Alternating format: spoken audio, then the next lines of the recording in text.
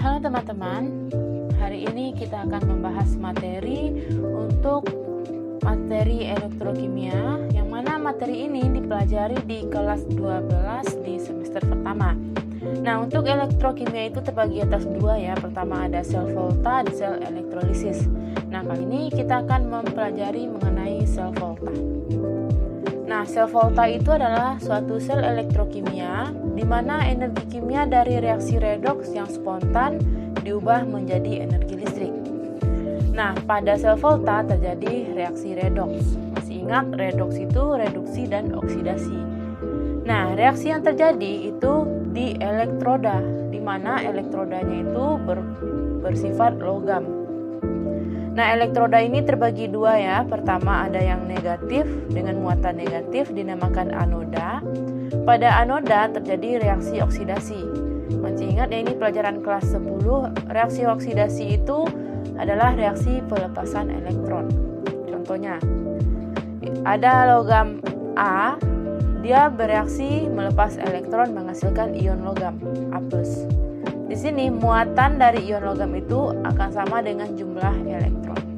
Berarti jika muatannya 2+, maka muatan elektronnya juga jumlah elektronnya juga 2, berarti 2 elektron.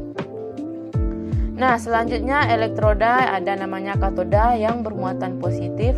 Pada elektroda positif atau katoda terjadi reaksi reduksi, yang mana reaksi reduksi itu adalah penangkapan elektron. Contohnya ini reaksinya dari ion logam B+ menangkap elektron sebanyak muatan. Jika muatannya 2, maka akan menangkap 2 elektron menjadi logam.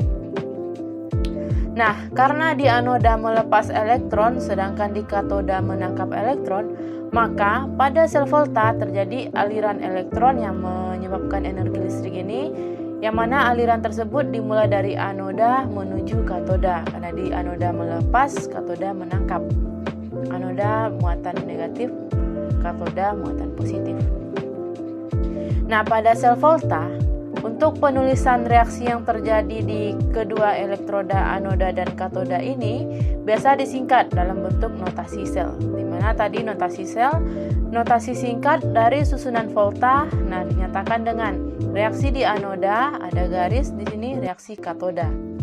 Nah, reaksi anoda tadi logam menjadi ion logam, sedangkan katoda ion logam menjadi logam. Maka bisa ditulis juga dengan logam menjadi ion logam, ini di anoda, ion logam menjadi logam di katoda.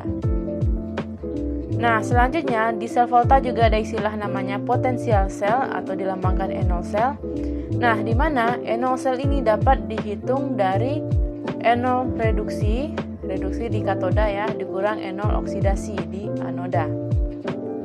Nah, biasanya reduksi tadi di katoda, N0 reduksi itu nilainya lebih besar, sedangkan untuk oksidasi N0-nya lebih kecil.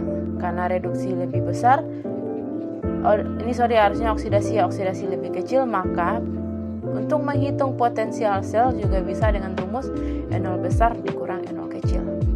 Jadi N0 reduksi kurang oksidasi atau besar dikurang kecil jika diketahui nilainya ya. Nah, dari perhitungan N0 sel nanti didapatlah nilai potensial selnya. Jika positif, maka reaksi tersebut spontan.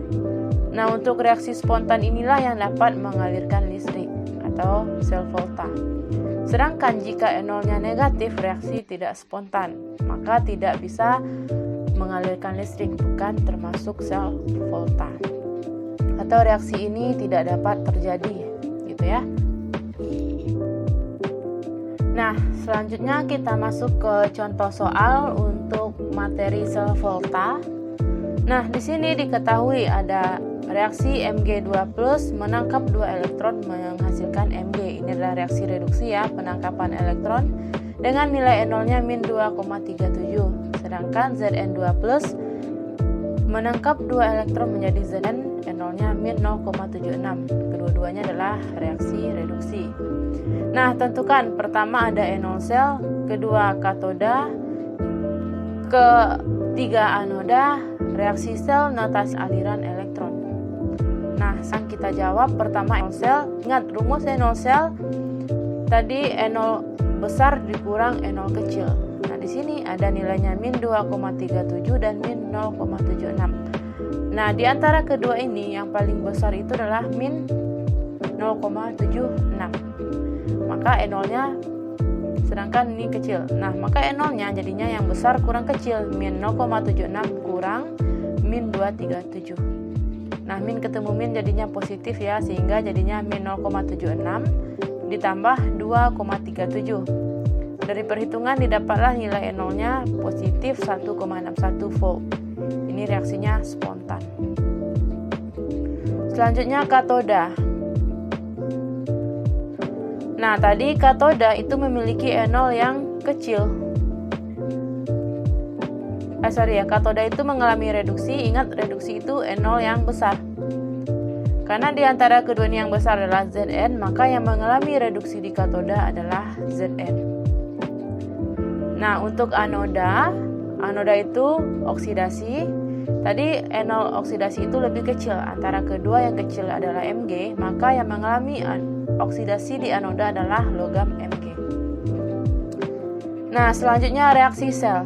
Masih ingat ya, reaksi di katoda reduksi, di anoda oksidasi. Pertama reduksi, penangkapan elektron. Reduksi berarti Zn2+, ion logam menangkap 2 elektron sebanyak muatan, menghasilkan endapan logam. Ini E0-nya ya. Kemudian di anoda oksidasi melepas elektron. Berarti logam Mg menjadi ion logam Mg2+ dan melepas 2 elektron. Ini penangkapan elektron, pelepasan elektron. Selanjutnya untuk notasi sel tadi, notasi sel itu reaksi di anoda dan reaksi di katoda. Di anoda tadi reaksinya logam Mg menjadi ion Mg2+, sedangkan di katoda ion logam Zn2+ menjadi logam Zn. Jadi logam Mg menjadi ion logam menjadi logam di katoda. Selanjutnya untuk aliran elektron. Nah, aliran elektron karena anoda melepas, katoda menangkap, maka alirannya dari anoda dengan kutub negatif menuju katoda dengan kutub positif.